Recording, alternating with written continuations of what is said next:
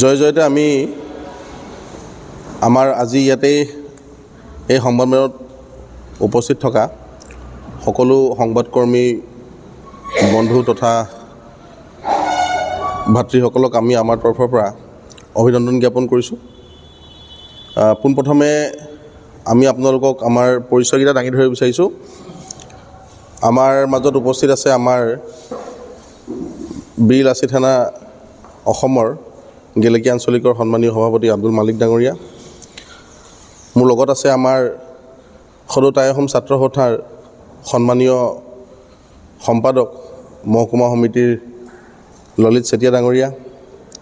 আমাৰ লগত উপস্থিত আছে আমাৰ সন্মানীয় বীৰ লাচিত সেনা অসম শিৱসাগৰ জিলা সমিতিৰ সন্মানীয় সচিব বন্ধুবৰ অনুপম সন্দিকৈ ডাঙৰীয়া। আমাৰ লগত উপস্থিত আছে আমাৰ সদৌ চাহ জনজাতি ছাত্ৰ সন্থাৰ মহকুমা সমিতিৰ সাংস্কৃতিক বিভাগৰ সম্পাদক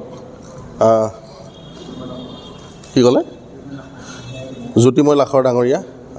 আমাৰ লগত উপস্থিত আছে আমাৰ সদৌ অসম জাতীয়তাবাদী যুৱ পৰিষদৰ সন্মানীয় কেন্দ্ৰীয় সমিতিৰ সাংগঠনিক সম্পাদক টিংকু হাজাম ডাঙৰীয়া।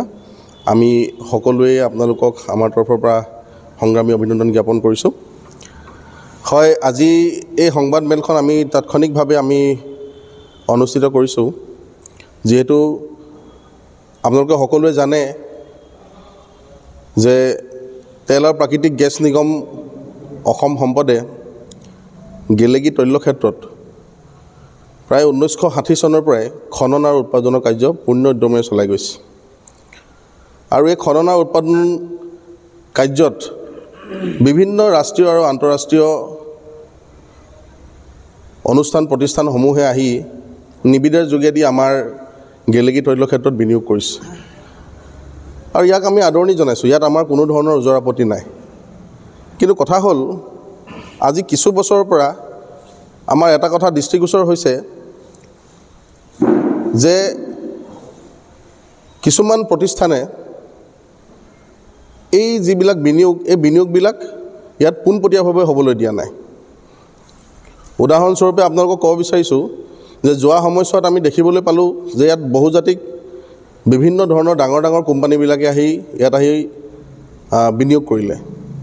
আপুনি যদি চাই নিকো, IPL, হল অফশ্ব'ৰ, CRA নিচিনা ডাঙৰ ডাঙৰ কোম্পানী আহি ইয়াত আহি ইনভেষ্ট কৰিছে। কিন্তু তাৎপৰ্যপূৰ্ণভাৱে আমি যদি চাবলৈ যাওঁ, তেতিয়াহ'লে এই ইনভেষ্টমেণ্টসমূহ কিন্তু কিছুমান পুঁজিপতিবাদীয়ে ৰাস্তাৰ মাজতে ধৰি মধ্যভোগীৰ দৰে আগ্ৰাসন কৰিছে। শেহতীয়াকৈ আপোনালোকক জনাব বিচাৰিছোঁ এই প্ৰেছমিটৰ যোগেদি যে আমাৰ তেল আৰু প্ৰাকৃতিক গেছ নিগম অসম সম্পদৰ অধীনস্থ গেলেকী তৈলক্ষেত্ৰত নতুনকৈ স্থাপিত হ'বলগীয়া যিটো GCP2 প্ৰজেক্ট যিটো আছে, ইয়াৰ নিবিদা আহ্বান কৰিছিল। আৰু সেই নিবিদা গুজৰাটৰ আহমেদাবাদস্থিত এটি বহুজাতিক company cross country contractors private limited নামৰ এটা কোম্পানীক সেই নিবিদা লাভ কৰে।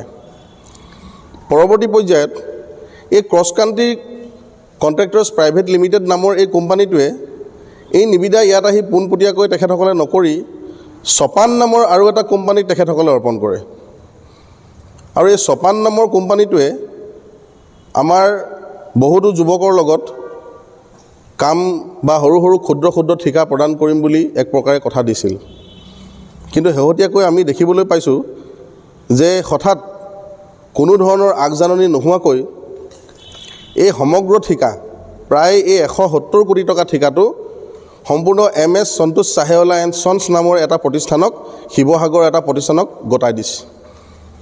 আৰু এই কথাটোত আমাৰ আপত্তি আছে। এই কথাটোত আমাৰ এইটো কাৰণে আপত্তি আছে কাৰণ কেলৈ বিগত মই অলপ আগতে কৈ গৈছোঁ, এই যি বহুজাতিক কোম্পানীসমূহে আজি 15-20 বছৰ ধৰি ইয়াত বিনিয়োগ কৰি আছে, যেনেকৈ CRA, হল অফশ্ব'ৰ, নিকো, IPL, এই 4-5টা ডাঙৰ ডাঙৰ প্ৰতিষ্ঠানৰ আটাইখিনি কামেই MS সন্তোষ চাহেৱালাই কৰিছে। আটাইখিনি কাম, সমুদায় কাম MS সন্তোষ চাহেৱালাই কৰিছে। এতিয়া আমাৰ প্ৰশ্ন হৈছে যে কেৱল মাত্ৰ সন্তোষ চাহেৱালাই এই কামখিনি কেনেকৈ পায়? তো ইয়াত নিশ্চিতভাৱে আমি ৰহস্যৰ গোন্ধ পাইছোঁ।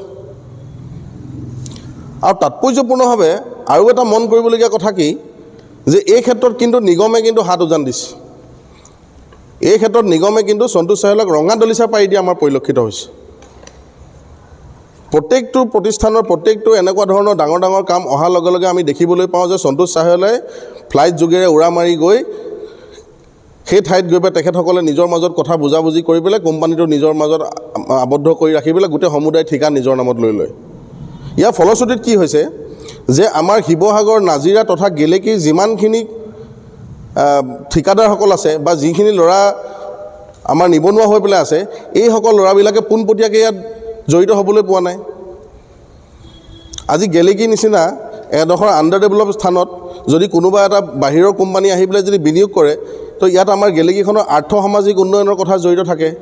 তাত আমাৰ দুটাকৈ লজ চলিলেহেঁতেন, তাত দুখনকৈ আমাৰ দোকান চলিলেহেঁতেন, তাত আমাৰ বাকী অন্যান্য ল'ৰা ছোৱালীবিলাকে তাত নিজৰ নিজৰ ব্যৱস্থাপনা কৰিব পাৰিলেহেঁতেন। কিন্তু এতিয়া দেখিবলৈ পাইছোঁ যে কেৱল মাত্ৰ এটা কোম্পানীয়ে নিজৰ মাজতে গোটেই কামবিলাক সমুদায় ৰাখি দিয়াৰ কাৰণে কেৱল মাত্ৰ এটা কোম্পানীহে সেই সুযোগ সুবিধা লাভ কৰিছে। স্পষ্টভাৱে ইয়াত আমি বঞ্চিত লাঞ্চিত হ'বলগীয়া হৈছে।